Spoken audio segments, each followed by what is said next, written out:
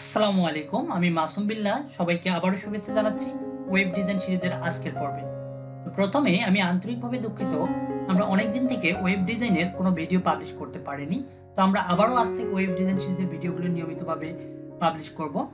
তো আজকে আমরা আলোচনা করব CSS3 গুরুত্বপূর্ণ একটি বিষয় বক্স শ্যাডো নিয়ে। তো চলুন আমরা শুরু করি।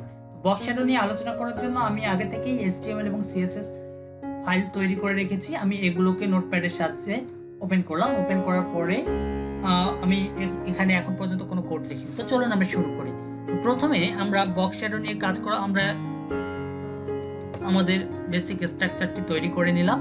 আমরা আজকে যেহেতু বক্স শ্যাডো নিয়ে আলোচনা করব, তো আমরা এখানে টাইটেলে দিয়ে দিলাম বক্স শ্যাডো।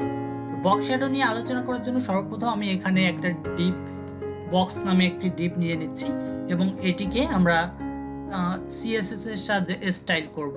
তো আমি এখানে CSS ফাইলটাকে লিংক করলাম। CSS ফাইলটাকে চলে যাচ্ছে আমাদের CSS ফাইলে আসার পর আমি এখানে প্রথমে বডির একটা ব্যাকগ্রাউন্ড দিয়ে নিতে পারি। বডির মধ্যে ব্যাকগ্রাউন্ড দিলাম, আমি এই কালারের ব্যাকগ্রাউন্ডটা দেব হালকা। তো আমরা এখন যদি আমরা পেজটাকে রান করি তাহলে আমরা দেখতে পারবো আমাদের এই ব্যাকগ্রাউন্ডটি ঠিকঠাকভাবে পেয়েছে। এখন আমরা আমাদের মেইন কাজ শুরু করতে পারি।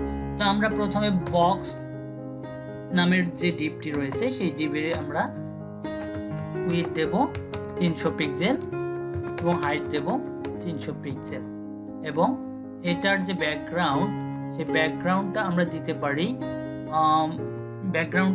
পারি এই কালারের আমরা ব্যাকগ্রাউন্ডটা দিলাম, নীল কালারের একটা ব্যাকগ্রাউন্ড দিলাম। দেওয়ার পর এখন যদি আমরা পেজটিকে রিফ্রেশ করি আমরা দেখতে পারবো আমাদের বক্সটি ঠিকঠাকভাবে চলে এসেছে। আমরা এটাকে সেন্টারে নিয়ে যাব। এর জন্য আমি যেটা করব, মার্জিন উপর থেকে আমি 100 পিক্সেল নিলাম এবং ডানে বামে আমি অটো মার্জিন নিলাম। নেওয়ার পর আমরা দেখতে পারবো এটা সেন্টারে চলে এসেছে।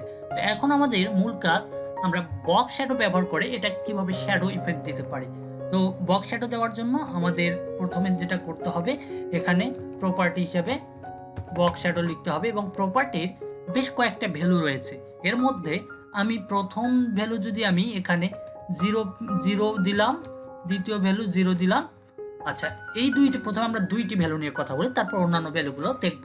তো আমি যদি এখানে প্রথম ভ্যালু 20 পিক্সেল দিলাম, প্রথম ভ্যালু 20 পিক্সেল দেওয়ার পরে আমরা যদি দেখি, আচ্ছা এখানে রিফ্রেশ যদি করি আমরা দেখতে পাচ্ছি আমাদের ডান পাশে একটা কালো রঙের বর্ডারের মতো চলে এসেছে। তো আমাদের হচ্ছে প্রথম ভ্যালু হচ্ছে ডান পাশের ভ্যালু। দ্বিতীয় ভ্যালু আমি যদি 20 পিক্সেল নেই তাহলে আমাদের কি হবে, এবার আমরা দেখতে পারবো যে আমাদের বটমে আমাদের শ্যাডোটা চলে এসেছে। তার মানে বক্স শ্যাডোর প্রথম ভ্যালু হচ্ছে আমাদের রাইটের এবং দ্বিতীয় ভ্যালু হচ্ছে আমাদের বটমের। এবার আমরা যদি অন্যান্য ভ্যালুগুলো নিয়ে কথা বলি এবং এর পরের যে ভ্যালুটি থাকবে সেটা হচ্ছে আমাদের ব্লার, আমরা কতটুকু ব্লার করতে চাচ্ছি। এখানে আমি যদি 3 পিক্সেল দেই, 3 পিক্সেল দেওয়ার পর এখন দেখেন এটা খুব হার্ড ভাবে রয়েছে। আমি যদি এখন এটাকে রিফ্রেশ করি কিছুটা আমরা সফট দেখতে পাচ্ছি, সফটনেস চলে এসেছে। এটার কারণ হচ্ছে আমাদের ব্লার, আমরা 3 পিক্সেল ব্লার দেওয়ার ফলে এটার 3 পিক্সেল অংশ আমাদের ব্লার হয়ে গেছে। এখন আমাদের তার মানে আমাদের প্রথম ভ্যালুটা হচ্ছে ডান পাশে, দ্বিতীয় ভ্যালুটা হচ্ছে আমাদের নিচে অর্থাৎ বটমের এবং তারপরের ভ্যালু হচ্ছে ব্লার। অর্থাৎ আমরা ব্লারের মান আমরা 3 পিক্সেল ব্যবহার করাতে এটা 3 পিক্সেল হয়েছে। আমি যদি এটাকে 30 পিক্সেল ব্যবহার করি দেখতে পারবো এটা আরো অনেক বেশি ব্লার হয়ে গেছে। তো আমাদের তৃতীয় ভ্যালু দিয়ে আমরা ব্লারটিকে নিয়ন্ত্রণ করতে পারি। তো আমি এখানে 5 পিক্সেল দিলাম এবং তারপরের ভ্যালু এটা কতটুকু বিস্তৃত অর্থাৎ কতটুকু জুড়ে থাকবে। আমরা যদি এখানে 10 পিক্সেল দেই, এখন একটু খেয়াল করবেন 10 পিক্সেল দেওয়ার পরে এটা আমাদের এই দিকে আছে। এখন দেখেন আমি 10 পিক্সেল দেওয়ার পরে, আচ্ছা 10 পিক্সেল বাদ দিয়ে আমি এটাকে যদি বোঝাই, এটাকে দিলাম 0। এখন আমাদের এইরকম আছে। যখনই আমি এখানে 10 পিক্সেল ব্যবহার করেছি, একটু খেয়াল করবেন আমাদের এটা কিন্তু আরো একটু 10 পিক্সেল কিন্তু চারদিক দিয়ে বেড়ে গেছে। তার মানে আমাদের হচ্ছে বিস্তৃতিটা 10 পিক্সেল বাড়লো। আমি যদি এখানে 10 পিক্সেলের পরিবর্তে 100 পিক্সেল দেই এটা দেখতে পাচ্ছি আরো 4 দিয়ে 100 পিক্সেল সেটা কি করছে চারদিক দিয়ে বেড়ে গেছে।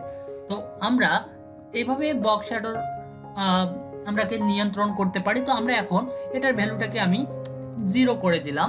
0 করার পর আমি এটার ব্ল্যাক চাচ্ছি না, আমি এটার ভ্যালুটা চাচ্ছি, বক্স শ্যাডোর যে ভ্যালুটা সেটা আমি ব্ল্যাক চাচ্ছি না, আমি অন্য কালারের চাচ্ছি।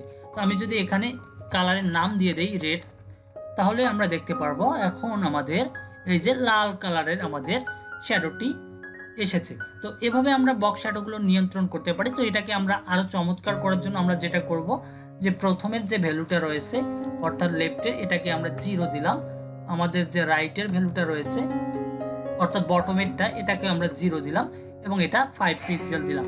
তারপর আমি যদি এখন এটাকে রিফ্রেশ করি, এখন দেখতে পাচ্ছি চমৎকার একটা আমাদের চারদিক দিয়ে এই শ্যাডোটা আছে।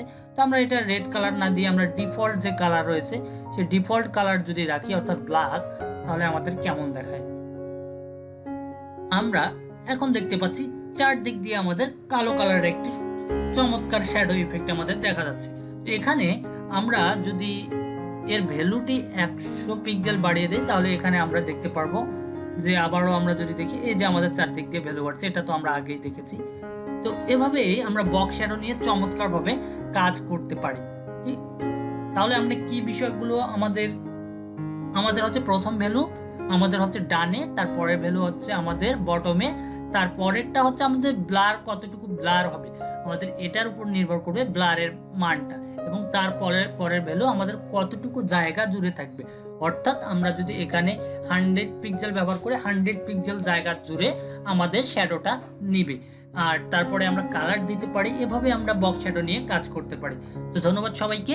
আর যদি ভিডিওটি ভালো লাগে তাহলে আপনারা অবশ্যই ভিডিওতে লাইক করবেন এবং আপনাদের কোনো সমস্যা হলে কমেন্টে জানাবেন।